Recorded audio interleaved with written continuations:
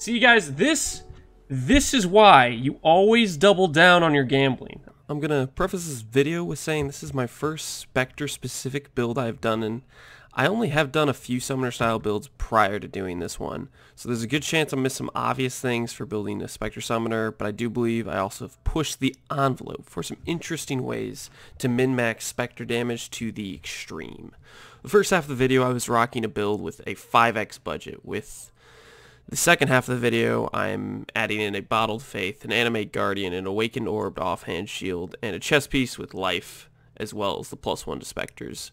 I was still lacking a significant amount of damage, as I was missing potentially 4 levels to my Spectres, 100 crit multi to my Spectres, an entire 40 to 50% more damage support gem, and lastly, I was only level 91 with 2 extra passives being spent on travel nodes because I had 9 passive point large cluster jewels. So the build was missing a whole lot in terms of refinement. The gear was pretty lacking, as in when I upgraded it, when I decided to spend more than the 5x budget, I didn't upgrade that much.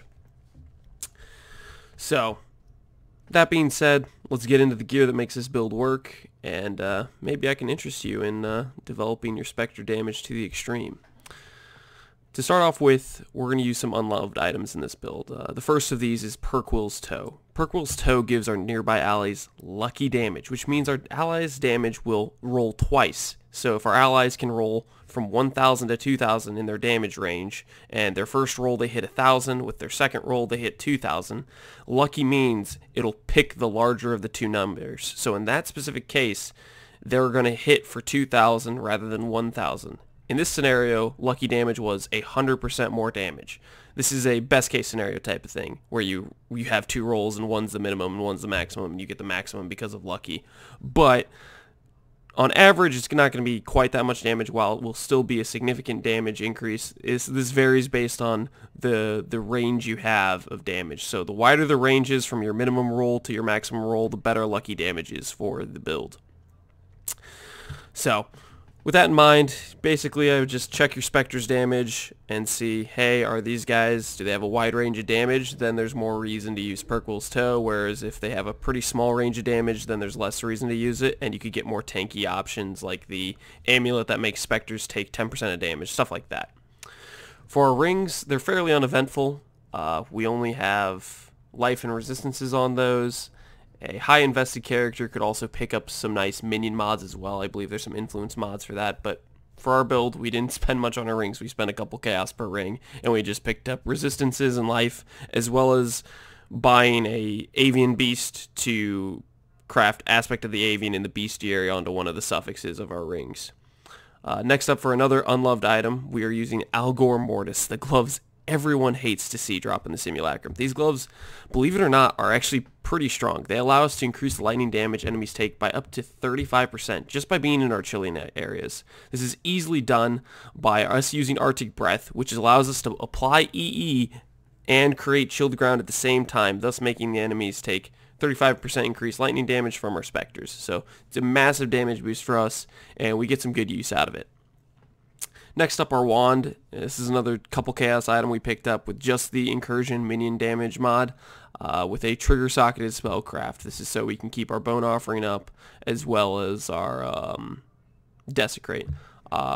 This scenario would be just really the cheapest option. A better wand would be something with a +1 to minion gems, +1 to all spell gems, like a +2 wand. Give you a bunch of damage on your Spectres, a bunch of levels, and make them a lot more tanky.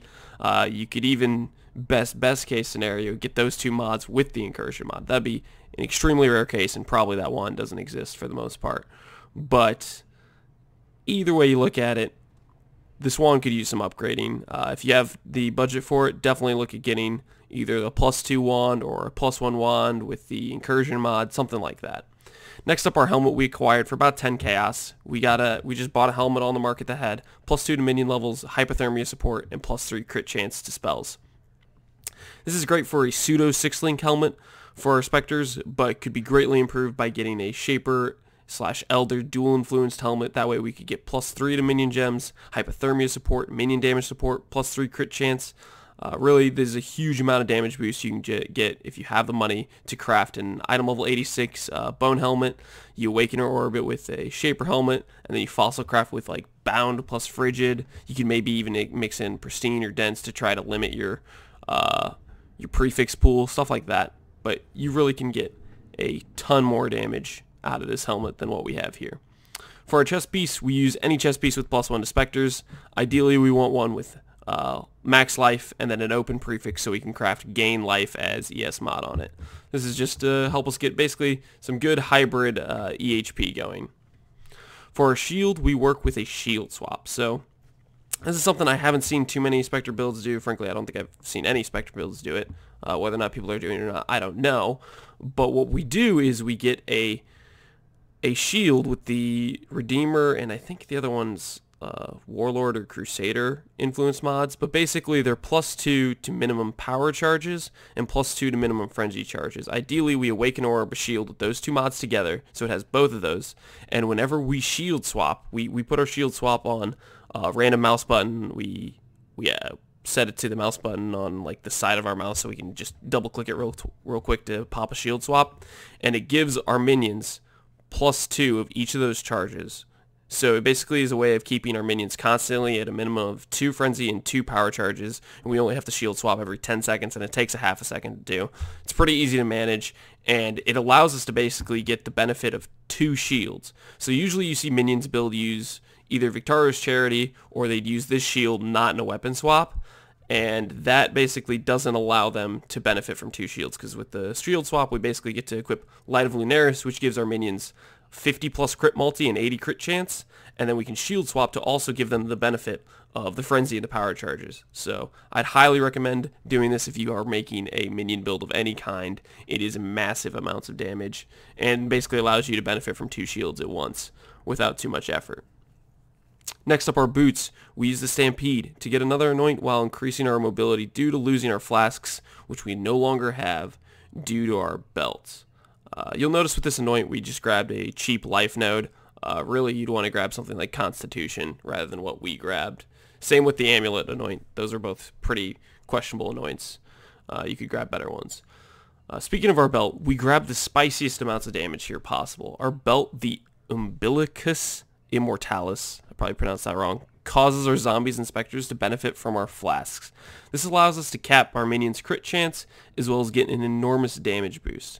Now this is actually a little theoretical at this point, as I couldn't figure out a specific good way to test these numbers, but from playing I felt I had a significant damage boost with these flasks up that was much higher than what I should have been getting from them. In particular, I'm talking about Cinder Swallow and Bottled Faith. These flasks both have an interesting mod that causes enemies to take up to 10% increased damage taken. Bottled Faith making Conk Ground, that applies 10% increased damage taken, while Cinder Swallow makes it so enemies ignited by you during Flask effect also take 10% increased damage. Now picture this. We have 5 Spectres and 8 zombies that all get these flasks at the same time when we pop them. And if these flasks can be applied and stacked together from 13 different sources, potentially, they would increase the damage enemies take by up to 260%. This is a number you do not get to in terms of increased damage taken, and it's insane, and if it stacks like this, it's completely broken, and I would imagine if this is the case, they're probably something they want to patch, or GGG will want to patch at some point if they don't want this mechanic to work this way. But for now, if it works this way, it's absolutely insane damage multiplier. I'd almost be tempted, frankly, to run zombies and specters on literally any of my future builds just to get this level of damage multiplier. It's that good. I would sacrifice my flasks for this amount of increased damage taken on enemies. Unfortunately, I didn't have a good way to test this, so I can't guarantee it, but I definitely felt like I was getting a lot more damage out of those flasks than I should have been. It just occurred to me I forgot to go over my Animate Guardians setup, but more or less it's just you give the Animate Guardian Kingmaker, which if you're next to him, he gives you Fortify, he gives our minions Fortify, and he gives our minions 50 crit multi. The big reason for using this is just giving our minions 50 crit multi. It's a decent damage boost when all of them are jumping onto one enemy attacking it. Next up, we give it a helmet, which we awaken or orbed with the Shaper mod of the 6% increased damage, elemental damage taken to nearby enemies, and the 9% minus 9% lightning resistance mod. This is basically just a decent damage boost to our minions because it's lowering the resistance of our enemies and making them take more damage. And lastly, the last important item we use is Garb of the Ephemeral, which makes nearby enemies not able to deal critical strikes. This is a huge defensive bonus for us if we're not getting crit by our enemies, which means there's a lot less chance we get one hit, as well as it makes it so our action speed can't be modified below base value. This is basically just counteracting temporal chains or stuff like that if we're casting spells and whatnot and we have him near us. So it's just some nice benefits from giving him Garb of the Ephemeral. The boots and the gloves don't matter too much. I'd probably go with the Victorio's Flight to give our minions 10% movement speed, as well as I would just get gloves with life on them. I forget what they're called, but there's a version of gloves that gives like your guardian like 20% or 16% increased life. I would just go with that. Now that we've gone over the gear, I'm going to head in game and I'm going to show you the gem links and our passive tree, and we'll go from there, guys. We'll see you in a bit.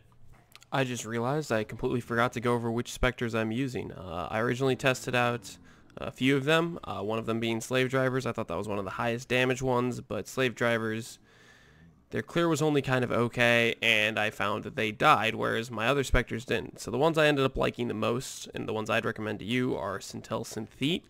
Shout out to Lians. He's a streamer who was building a Spectre character, and he recommended me these, and I found they were quite strong to use. I also would recommend, let's see if I can get it to show up here, Baronite Thaumaturges. You can find these in Crusader influenced maps. More or less, they sometimes spawn in there, and they look like they have a weird mohawk helmet.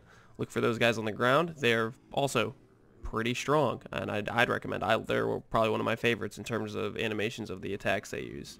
And I forget if I mentioned this, but you can find the Sintel Synthetes in Twisted Distant memory maps.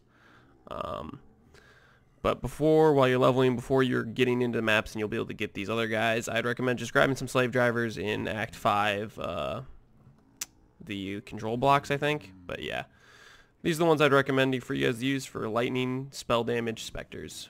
Now that we're in game, we're going to quickly go over gem links and the passive tree, as well as the playstyle of the build. So to start off with gem links, our damage setup is we have a minion damage linked to our raised Spectre, as well as Elemental Army and Deathmark support. I'm not sure these are exactly optimal. I haven't exactly spent too much time testing out other supports.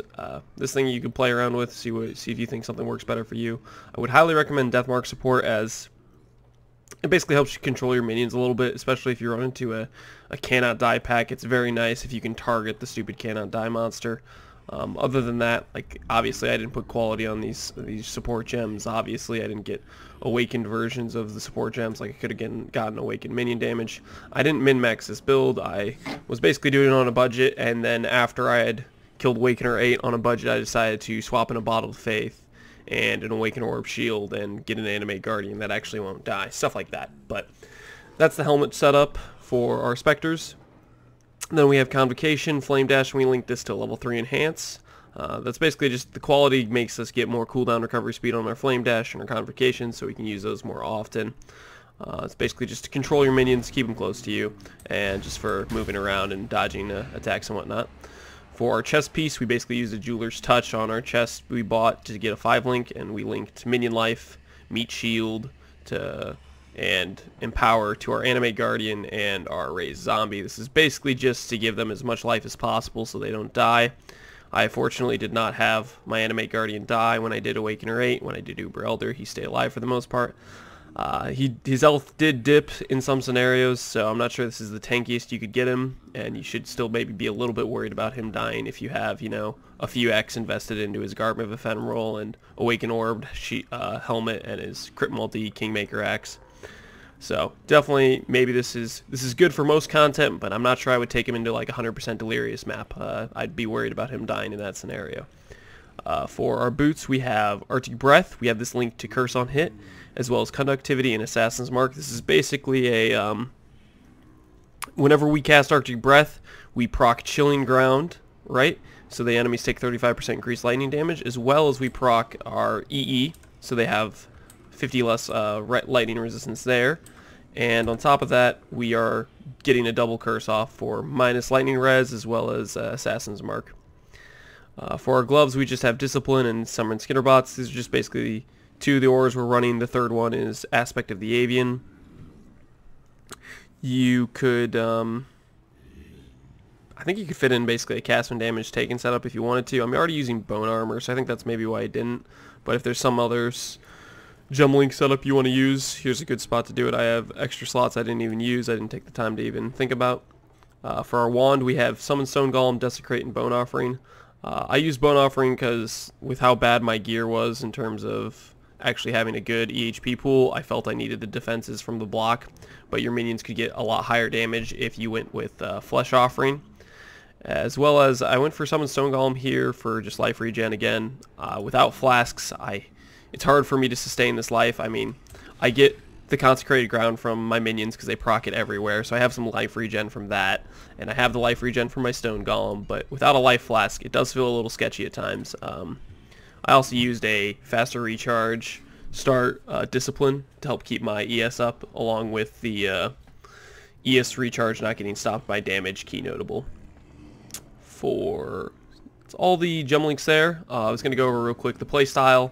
I talked about in the videos, the shield swap is basically, I have it on my left, like it's a mouse button on the side of my mouse. I just press it twice and it gives me all my minions, 2 power, 2 frenzy charges. It lasts 10 seconds or whatever, so you'll see it eventually will come off here, and then when it does, you just do the shield swap again and you give them back the frenzy and power charges. So it's an easy way to get the benefit of 2 frenzy, 2 power charges, while also getting the benefit of another shield, which is our Light of Lunaris, which gives about 55 crit multi. No, let's see, 33 plus 25. So it gives 58 crit multi, and it can get up to like 80% crit chance, as well as giving our minions 33 block. You know, that's not too bad. Anyways, let's get into the passive tree. Now that we've gone over kind of the playstyle and the Gemlinks, the passive tree is basically us just grabbing life, ES, along with some minion damage nodes here and 2 cluster setups here. So you notice, since I was on a budget, I was basically crafting these jewels myself. I bought the cheap version of the jewels with 9 passives, along with, I just basically did like chaos spamming until I hit Vicious Bite on them, and then I was just happy with the jewel and went with it. So I ended up spending extra passives here and extra passives here because, 1, this isn't on the travel node, and 2, I'd have an extra travel passive here. So these jewels can greatly be upgraded. You can hit Renewal down here, which is basically 10% double damage for the most part, because your minions are pretty much always on full life, which is a huge damage boost. So if you could craft a large jewel better than this, I'd recommend one with Vicious Bite and Renewal on the travel passives, and then rather than grabbing Renewal here twice, you can grab more Vicious Bites with the Megalomaniac jewels right here. You'll see I basically bought 2 Megalomaniacs that only had this mod on it. This one had Springback, which was actually kind of a decent jewel to have. So this one is actually like a decent example of a decent Megalomaniac, whereas this one's just literally Vicious Bite. Because Vicious Bite gives you a ton of crit multi and it's a ton of damage. Let's see, outside of the jewel setups here, if you can't afford Vicious Bite Megalomaniacs, I grabbed some okay minion life medium clusters with basically renewals on them, and then a jewel socket, and then the other notable, which was basically minion life for the most part for the ones I grabbed.